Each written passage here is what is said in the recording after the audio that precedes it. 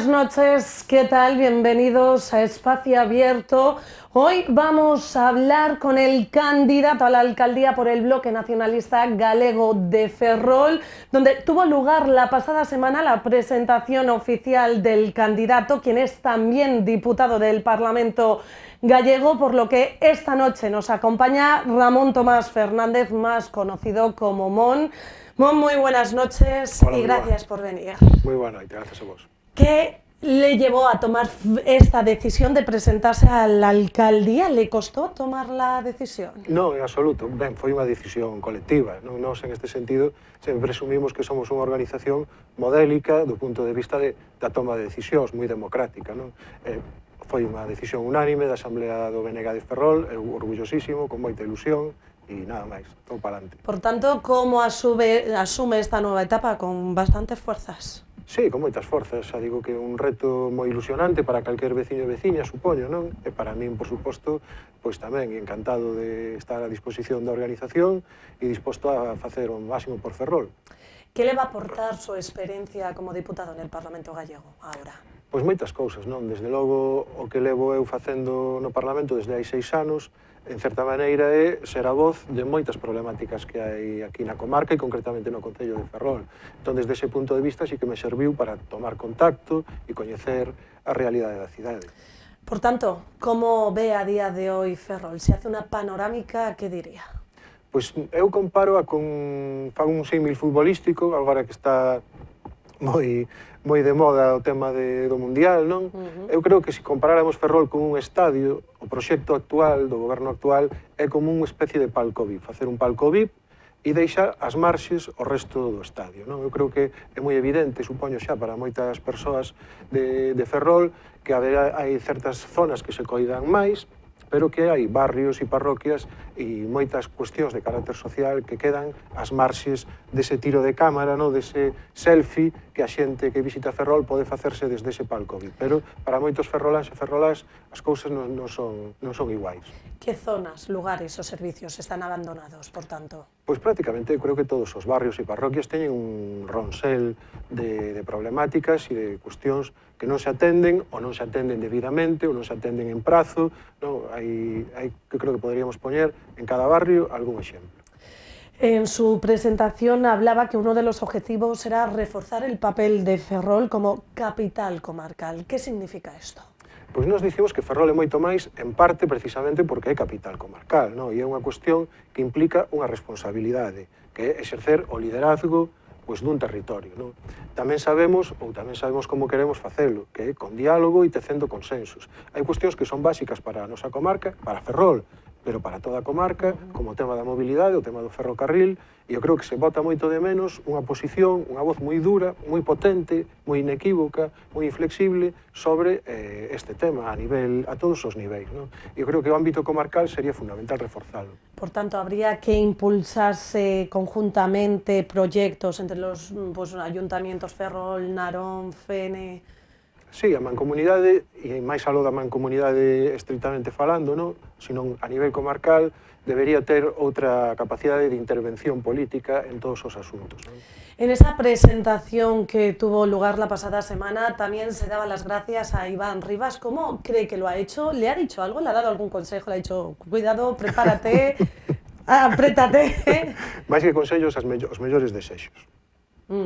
Nos, a ver, nunca un cambio como este, no? Como, bueno, son habituais, lóxicamente, ninguén dura para sempre.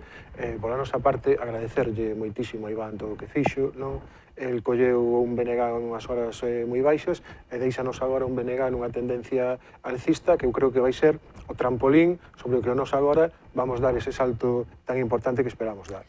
Señalaban eso, la posibilidad de llegar a la alcaldía. ¿Es una realidad o creen que podía llegar a ser una realidad de verdad o, bueno, pues es el objetivo que se marca? Aparte de ser o obxectivo lóxico que se marca calquer persoa, non? E calquer candidatura cando concurre un proceso electoral, isto é Ferrol. Aquí creo que absolutamente todo é posible, os alcaldes non repiten, e nese sentido nos creo que temos unhas expectativas e unhas esperanzas moi ben fundadas de ser a referencia para moita xente, para moitos veciños de Ferrol, que están esperando por ese proxecto realmente potente e alternativo ao actual goberno do Partido Popular. Entiendo, le voy a preguntar con quién pactaría, se vería capaz de pactar, me dirá no, vamos a ganar, pero bueno, si hubiera ese caso, ese hipotético caso, ¿con quién pactaría? Ben, a ver, hai que esperar a ver cantas candidaturas concurren. También hay que esperar, pero por lo que conocemos ahora, esa unión de izquierdas bajo el paraguas de Ferrol en Común, el Partido Socialista, miremos a ver quién en esos comicios será el que esté presente, pero por el momento, con lo que sabemos a día de hoy. Co que sabemos a día de hoxe, a nosa expectativa, insisto, é aglutinar todo ese voto de esquerda. Ser nós os que aglutinemos todo ese voto de esquerda na medida en que sexamos capaces de ilusionar, que eu creo que sí vamos ser capaces de ilusionar, a esa persoa, a ese veciño de Ferrol que está esperando por un proxecto alternativo potente ao Partido Popular. ¿Les va a perjudicar esa unión de izquierdas, por tanto, llevada a cabo por Ferrol en Común? Eu espero que non. Lo deja claro, contundente, lo tiene bastante claro. Esta misma semana el alcalde de Ferrol hacía un balance de estos 3 años de gobierno. ¿Qué balance haría usted? Ben, pois aí, en este sentido, xa o dixo o Iván, que sigue sendo o noso portavoz municipal, xa dixo que parecía un proxecto moi anacrónico, e falar ese balance un pouco triunfalista do señor alcalde, lóxicamente ten que vender o que fai, pero nós pensamos que xa cada vez máis xente tamén de Ferrol é perfectamente consciente de que vende máis fume que realidades concretas e tangibles. Señalaba que la comarca ha perdido peso político frente a otras áreas urbanas gallegas. Non especificamente frente a outras áreas urbanas galegas, non? En xeral, en todos os ámbitos. É unha comarca que, se contabilizamos tamén toda a área metropolitana con Coruña, son 600.000 persoas, volvendo ao exemplo do ferrocarril, non? E somos o único territorio de todo o Estado español con esta densidade de poboación que carece de cercanías. Por poñer un exemplo, claro, non é fundamental. Entón, claro que sí que nos falta moito peso político, é obvio, non? Tanto PP como PSOE, cando se turnan nos gobernos, levamos así 50 anos e aquí seguimos sin cercanías e xa pasaron gobernos de todas as cores, verdad? Vamos a hablar de esto, del transporte público, ¿cómo lo ve? ¿Qué haría usted si estuviera ahí al frente de Ferrol para poder mejorar un servicio deficitario, como hemos podido ver, y que los ciudadanos se aglutinan, se juntan todos ellos para denunciar este abandono en el que estamos viviendo? Sí, bueno, nós en primeiro lugar o que temos que facer é felicitar esta iniciativa do Foro Cidadán, porque é moi necesario, efectivamente, aglutinar a toda a sociedade en torno dunha problemática que é fundamental solucionar, porque todo o mundo ten claro que o ferrocarril é o transporte do futuro, non? Por prezo, por condicións ambientais, bueno, por moitas cuestións, non?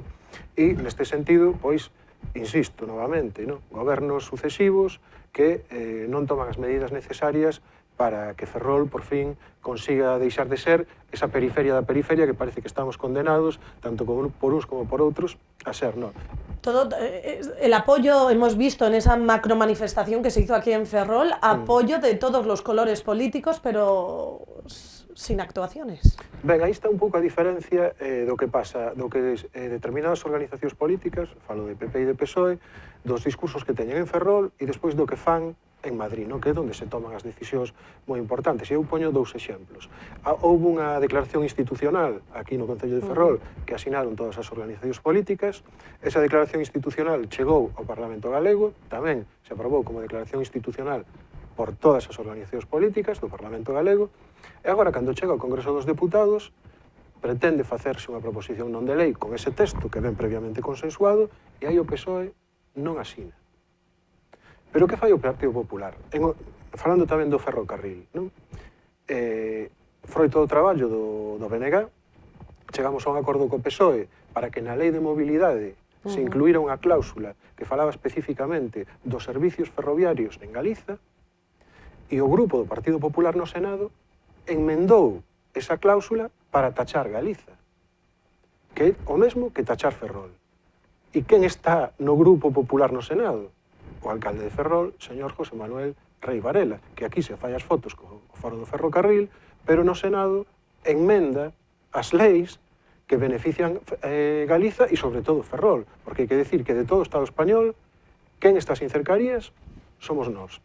Entón, parece un pouco moi contradictorio, non? Asinar esa enmenda no Senado e despois facerse fotos aquí coa xente do Foro. Hablando del alcalde José Manuel Rey, el otro día decía que Ferrol estaba viviendo una transformación urbana sin precedentes. ¿Cómo lo ve usted? Nos temos que dicir que vamos a estar sometidos, se temos sorte, non? Nos estamos pensando agora xa, estou pensando agora, refírome ao anuncio da fábrica de automoción de SAIC, non? Veñen tempos moi exixentes para Ferrol, como serían para calquer cidade, un anuncio dunha fábrica que non sabemos en que termos, en que medida, todavía faltan moitas incógnitas por resolver, vámoslo ver, porque aquí efectivamente xa coñecimos, xa tivemos anuncios, no, de outras fábricas tamén de neumáticos, nas Pontes, tamén chinas, que finalmente quedaron en nada. Entón, vamos ver, pero nós, con optimismo, pensamos, veñen tempos exixentes para Ferrol, en temas de urbanismo, de como organizamos o modelo de cidade, os servizos que ten que dar unha cidade que aspira a gañar poboación, verdade? E nós creemos que, como dicía Iván, hai certos anacronismos, non? Respecto á xestión de Rei Varela que temos que superar. Por tanto, ve que Ferrol no estaría preparada a día de hoy para esa llegada de esta multinacional que va a generar, señalan, unos más de 2000 puestos de trabajo en la comarca. Se estiveramos preparados non teríamos que facer un polígono do día para a noite en Mandía e non habería que rescatar as concesións no porto exterior. En teoría, el polígono es para posteriormente. La primera fase que se contempla va a estar en As Pontes y en el porto exterior. No porto exterior, insisto, que hai que rescatar as concesións que teñen previamente outras empresas. Quero dicir, aquí eu fui portavoz de Industria no Parlamento durante a primeira legislatura e agora son portavoz de Emprego e levo 6 anos moi en riba destes debates sobre o tema da automoción. Nos presentamos, e eu personalmente lembro todavía interpelacións ao conselleiro de Industria, Paco Conde, sobre este tema da automoción. Nos decíamoslle que a Xunta tiña que ter un plan de automoción e facer un esforzo por traer novos fabricantes a Galiza, para rachar esa dependencia que temos dun único gran fabricante, non? De Stellantis, non? Sí. Falando claro. E sempre votaron en contra. O Partido Popular sempre votou en contra as propostas do BNG, que eran simples. Rachar a dependencia con Stellantis traendo un novo gran fabricante e, sobre todo, determinadas infraestructuras críticas para este sector, como serían fábricas de baterías.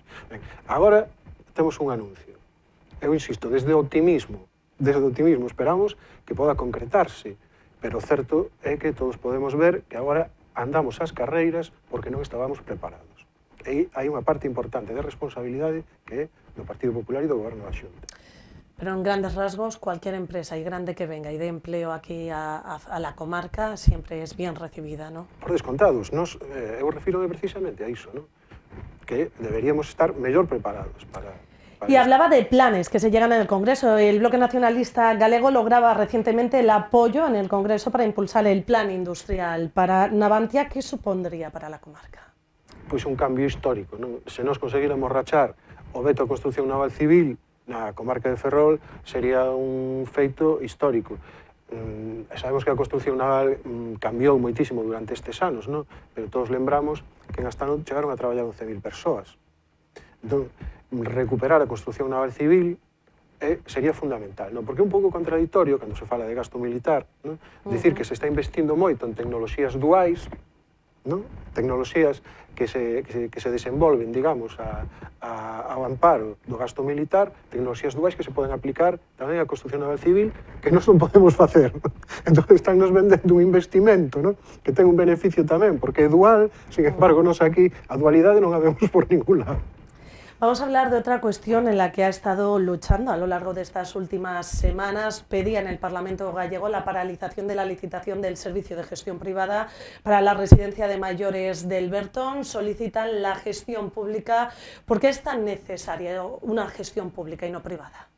Eu creo que non hai punto de comparación entre o servizo que dan, por exemplo, a residencia pública de Caranza, gestionada con persoal da Xunta, persoal que é funcionario, é un persoal estable, persoal que ten unha formación, persoal que non está sometido á mesma rotación que no ámbito privado e persoal, ademais, que ten uns rateos entre persoas traballadoras e persoas residentes superior ás persoas que traballan nas residencias privadas.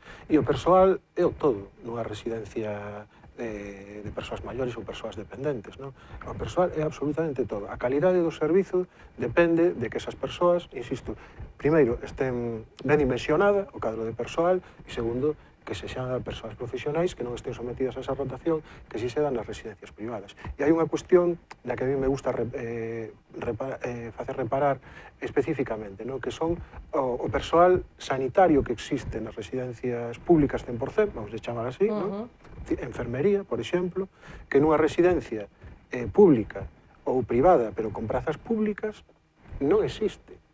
Non existe.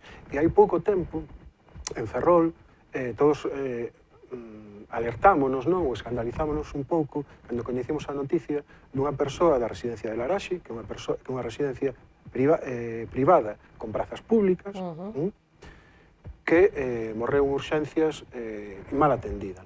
E todo o mundo puxo o foco en urxencias. Pero a mí había moitas persoas que me decían, a mellor onde había que poñer o foco era na residencia. Por que se deriva unha persoa que era mellor polo seu estado de saúde non sometela a unha viaxe en ambulancia, a estar ali tirada nos pasillos? Si era claro que era unha persoa que estaba en unhas condicións xa moi próximas á morte, non? Pois porque non tiñan persoal sanitario. Entón, as instruccións que teñen son, ante calquer eventualidade, chamar e se desplazan as persoas, non? Ante esta petición, el Partido Popular señalaba que no dilatar más el tiempo para que se pudiera abrir la residencia, porque se prevé que ya en unas semanas, a principios de este mes de julio, se abran las puertas. Sempre hai unha excusa, non? Sempre hai unha excusa para cebar o lobby privado dos coidados, non? Cando non é unha cousa é outra. E agora son as urxencias. Isto púdose facer desde o primeiro momento, evitar esta licitación. Hai que lembrar que esta é unha residencia, unha infraestructura que non lle costou un peso á Xunta, porque fai a Fundación Amancio Ortega, dona a Xunta recibe, o que tiña que facer era, pois, cos medios, cos recursos e co persoal que ten, poñela a andar, non? Bueno, preferiu sacar a licitación. E agora é urxente. Puido iniciar o proceso de poñer a andar con recursos propios, non sei se tarda máis ou se tarda menos, desde cero, non? Pero en todo caso, foi unha decisión que toma o Partido Popular por unha cuestión ideolóxica, non? Nos en ese sentido temos claro que non se trata de unha cuestión económica, estrictamente ideolóxica. Por otro lado, también en relación a las residencias de mayores, denunciaba la paralización en la ampliación de la residencia pública de Caranda. Claro, porque é a comparativa, non? Hai moitos anos había un proxecto para ampliar a residencia pública de Caranza e, polo tanto, aumentar o número de prazas públicas en residencias en Ferrol e ese proxecto paralizouse. E agora, pois, o número de prazas que se aumenta son en residencias privadas ou, ainda que sexan públicas, de xestión privada. Entón, parece que se non hai negocio para as empresas e o lobby dos coidados, non se pode ampliar o número de prazas, non? E esta é unha cuestión que a nos chamanos moita atención e que temos que denunciar, porque somos unha cidade e unha comarca moi envellecida, superamos o nivel, a media de idade do resto de Galiza. Ferrol é unha cidade que ten unha media de idade moi elevada, non? Si volvemos a Alberto, me gustaría preguntarle en materia de vivienda, también un problema que preocupa a muchos ciudadanos. ¿Qué le parece pues todas esas viviendas de promoción pública que se van a instalar en el Bertón, o ese programa Rexurbe, lo que se está llevando a cabo pues para dar mayor promoción de vivienda en la ciudad? Pois eu creo que calquer veciño ou veciña de Ferrol diríache que parece mentira que coa cantidade de casas caendo e en ruínas teñamos que esperar a que se construan novos edificios, e deixar todo o que temos, pois, deixar que siga arruinándose, non? Eu creo que é unha falta de planificación, unha falta de visión, non empezar por recuperar os barrios tan fermosos e maravillosos que temos para que a xente poda vivir aí, non? Isto ten que ir acompañado de promoción de vivenda, pero tamén de recuperar o patrimonio da vivenda construída, non? En Ferrol hai cantidade de oportunidades para darlle unha vivenda ás persoas sin necesidade, o mellor un pouco atrevido a decir, sin necesidade de construir vivenda nova. Pero, desde logo, cantas vivendas temos nós desocupadas? Moitísimas. E algunhas, por certo, son propiedade da Xunta. Son propiedade do Instituto Galego de Vivenda e Solo. Na zona de Caranza e na zona de Esteiro hai vivenda pública, a día de hoxe, abandonada. Por tanto, cree que en ese plan Rexurbe deberían de coger máis inmuebles para ayudar a esa rehabilitación? O plan Rexurbe está claro que é unha cousa moi cativa, non? Cantos anos levamos de Rexurbe e cantos pisos se puxeron a disposición da xente durante estes anos. Entonces, ¿qué habría que hacer? ¿Poner menos trabas para la gente que pueda rehabilitar en esos edificios? Ben, o das trabas urbanísticas eu non sei se está sendo agora unha cuestión determinante. É certo que na zona de Ferrol Vello pois é un problema, non? Por certo, que é unha desas herdanzas envelenadas que nos deixou o primeiro goberno de Rei Varela, non? A nulidade do Plan Especial de Urbanismo de Ferrolvello, non? E agora leva 3 anos anunciando que vai facer de novo, pero ainda non sabemos nada del, non? Entón, efectivamente, pode haber problemas urbanísticos que estén botando para atrás certas iniciativas, non? Pero o problema é por que desde o sector público, desde a Xunta, non se aposta decididamente, con recursos orzamentarios ben dimensionados, a recuperar os edificios que están caendo e poñelos a disposición. Van a seguir con esa lucha de la recuperación de la Casa Carballo Calero? Por descontado, non é de recibo que ademais nunha zona tan necesitada de rehabilitación non se empece por aquelas parcelas que son xa de propiedade municipal, non? Ferrolvello está prácticamente en ruínas. Hai ali a posibilidade de intervir sobre 3 parcelas que están nunha das zonas máis visibles, non? Que dan a Praza Bella, que dan a Rúa de San Francisco, que poderían ter un uso, ademais, moi importante, dotacional, para cultural, para as entidades veciñais da zona, e están cada vez, bueno, ali dentro de pouco xa non queda unha pedra de pé. Por otro lado, me gustaría también preguntarle por una noticia de actualidad en estas últimas semanas, ese acuerdo en el que ha llegado Ferrol y Narón para la gestión del servicio del saneamiento y depuración de sus aguas. ¿Cómo lo ve? A ver, a mí parece moi positivo que por fin todo isto de quen ten que pagar que se vaya amañando, non?